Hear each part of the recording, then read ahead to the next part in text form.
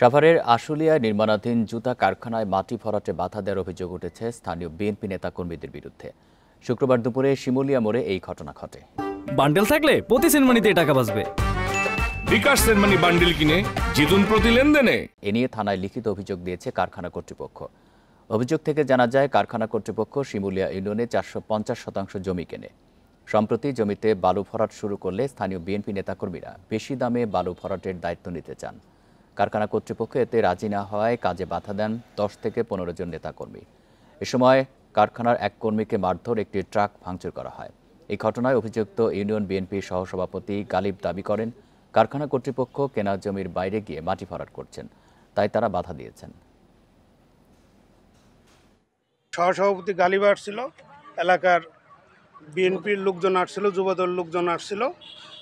এরা বলে গেছে যে পটের জায়গায় সমাধান না হওয়া পর্যন্ত 1 ইঞ্চি যেন মাটি না পড়ে। তাদের মাটি তারা যেভাবে ভরাট করা যেত ওইভাবে তারা মাটি ফেলছে এবং এইভাবে এই পর্যন্ত কালকের দিন চালাইছে, আজকেও চালাইছে। আজকে আবার হঠাৎ করে নাকি এবার তারা বাধা দিতে। তাৎক্ষণিকভাবে সংবাদে আমাদের ওই এলাকার যে পুলিশ টহল টিম ছিল উনি ঘটনাস্থলে গেছে।